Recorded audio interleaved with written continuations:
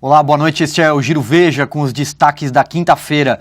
O Supremo Tribunal Federal tomou hoje uma importante decisão no âmbito da Operação Lava Jato. Por unanimidade, os ministros recusaram um recurso apresentado por um empresário enrolado, o senhor Ayrton Medeiros, da Galvão Engenharia, que tentava anular a delação premiada do doleiro Alberto Youssef. E por que essa decisão é tão importante para a Lava Jato? Porque a colaboração de Youssef é um dos marcos dessa operação contra a corrupção que abriu caminho para a Lava Jato chegar até onde chegou. E o placar da votação é simbólico. O placar é um recado aos envolvidos no escândalo que tentam a todo custo anular a Operação Lava Jato. Hoje, a decisão foi unânime. A repórter Larissa Borges acompanhou a sessão e tem mais detalhes. Pois é, Silva, a decisão do Supremo foi unânime e marcada por recados claros de que delações premiadas são recursos válidos, sim, em investigações, ainda mais de crimes financeiros e de colarinho branco como os da Lava Jato. Os ministros foram enfáticos em afirmar que as delações não podem ser a única prova para a condenação de um suspeito, mas afirmaram de forma inequívoca que não importa se o delator foi ou é um bandido e nem se já violou outros acordos de delação. Esse argumento sobre a credibilidade de Alberto Youssef como delator foi levantado porque o doleiro teve sua outra delação, a do caso Banestado, suspensa pelo Ministério Público pouco antes de fechar a delação da Lava Jato. Mas o recado dos ministros no julgamento foi o de que não importa a personalidade do agente delator, até porque ele é um réu confesso e, portanto, não muito diferente dos outros suspeitos de terem movimentado mais de 6 bilhões de reais da Petrobras. A mensagem mais contundente sobre as delações foi feita pelo decano do STF, o ministro Celso de Mello, que disse que as revelações de Youssef permitiram que a sociedade chegasse às entranhas do esquema de delinquentes que roubaram os cofres públicos e a principal estatal do país, Silvio.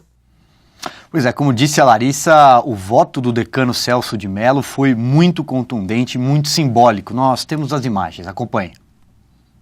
E o depoimento desse agente colaborador tem permitido ao Estado, seja por intermédio do Departamento de Polícia Federal, seja por intermédio do Ministério Público Federal, penetrar nas entranhas desse grupo que buscou apoderar-se do aparelho de Estado para cometer atos iníquos de criminalidade organizada e promovendo um assalto imoral, inaceitável, criminoso ao erário.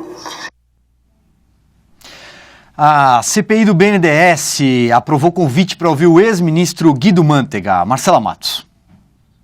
Silvio, a CPI do BNDES aprovou nesta quinta-feira uma lista de requerimentos que pedem a audiência com ex-presidentes e ex-diretores do banco. Entre eles está o ex-ministro da Fazenda Guido Mantega, que presidiu o BNDES entre 2004 e 2006.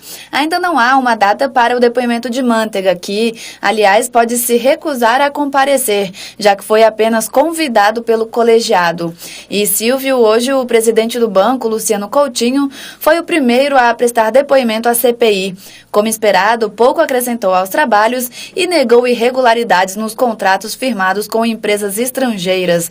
Depois da sessão, alguns deputados reclamaram que é necessário aprovar a quebra de sigilo do BNDES para que a CPI consiga iniciar as investigações. Mas ainda não há data para que requerimentos com esse conteúdo sejam votados.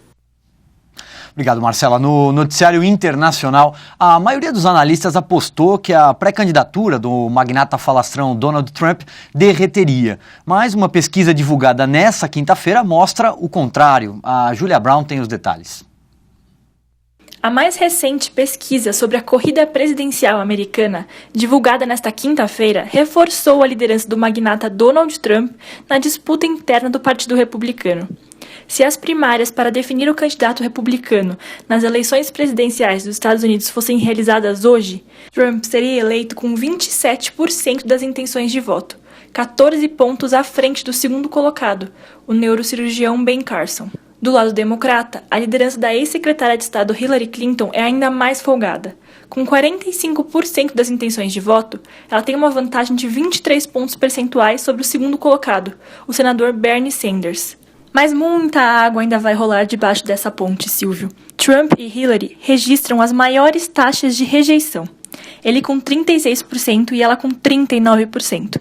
Segundo a pesquisa, os americanos acham que Donald Trump e Hillary Clinton são os candidatos menos honestos e confiáveis da corrida presidencial. Seguramente muita água ainda vai rolar. Agora a economia já virou rotina. Diariamente a notícia do dia começa com a expressão pior desempenho desde... Hoje não foi diferente. As contas do governo registraram o pior desempenho para o mês de julho desde 1997. Oi, Silvio. O governo central, constituído pelo Tesouro, o Banco Central e a Previdência, registrou um déficit primário de 7,2 bilhões de reais em julho. Este é o pior resultado para os meses de julho verificado na série histórica que começou em 1997. Esse dado só reforça a percepção de que a equipe econômica da presidente Dilma Rousseff terá muita dificuldade para cumprir a meta fiscal de 0,15% do PIB. Meta esta que já foi reduzida diante da piora no quadro econômico. No acumulado do ano, o saldo já está negativo em 9,1 bilhões de reais, ou seja, menos 0,27% do PIB. O que tem mais prejudicado as contas do governo é a queda na arrecadação federal, que já chegou ao seu menor nível entre janeiro e julho desde 2010. Além disso, as despesas com subsídios mais do que triplicaram em 2015. Isso porque o governo tem se empenhado em colocar as dívidas em dia para evitar as chamadas pedaladas fiscais, que foram praticadas no ano passado e agora estão sendo questionadas no TCU. Obrigado, Eduardo. Quinta-feira é dia da coluna Veja Mercados aqui no nosso Giro. Vamos ouvir o comentário do Geraldo Samor. Olá, Silvio. Os mercados resolveram sair hoje da caverna escura, fria e deprimente em que eles estavam nos últimos dias e escalaram o Monte Everest. O que aconteceu? Estava havendo uma preocupação muito grande no mundo inteiro com o impacto da queda da Bolsa da China sobre a economia global e sobre os outros mercados. Isso melhorou um pouco ontem à noite, com a China injetando mais dinheiro na Bolsa de lá, dando algum suporte aos preços. Ao mesmo tempo, nos Estados Unidos, a alta de juros voltou a ser algo que as pessoas acham que ficou para o ano que vem. Até a semana passada, a chamada curva implícita de juros, que é o preço do dinheiro ao longo do tempo lá, mostrava que o mercado apostava que o Federal Reserve ia subir os juros já agora em setembro. Bom, hoje a curva de juros lá indica que o mercado acredita numa alta só em janeiro de 2016. Ao postergar esse aumento de juros lá, você acaba atrasando a retirada de dinheiro da periferia do sistema, como a gente costuma dizer. Ou seja, você compra tempo para os ativos de risco e para mercados emergentes como o Brasil.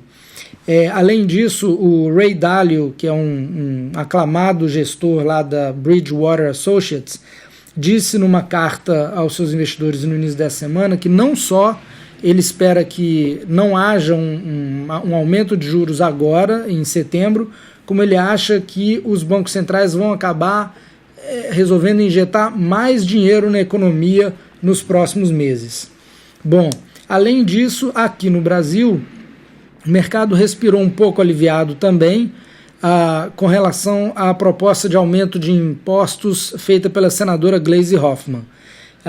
Como os ouvintes já devem saber, a proposta de aumento da contribuição social de lucro líquido dos bancos, que todo mundo achava que ia ser aumentada de 15% para 20% e ia ficar nesse 20%, a proposta que acabou prevalecendo da senadora Gleisi Hoffmann foi de que, primeiro, esse imposto vai para os 20% e, em seguida, começa a decrescer até voltar aos 15%. Ou seja, um cenário bem melhor para os bancos, que seriam, obviamente, os principais afetados, do que a proposta original. Esse novo desenho da CSLL, ao invés de impactar o lucro dos bancos em 15%, que é o que aconteceria sob a proposta original, impacta em apenas 3%. Bom, o estado do mercado hoje foi esse.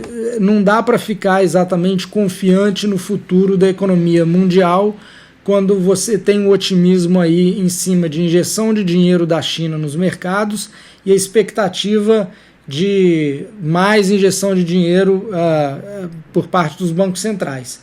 Não dá para ficar otimista, mas dá para ser feliz por um dia. E foi exatamente isso que os mercados fizeram hoje. Obrigado, Samoro. O Giro Veja termina aqui, mas a programação não para. Até mais.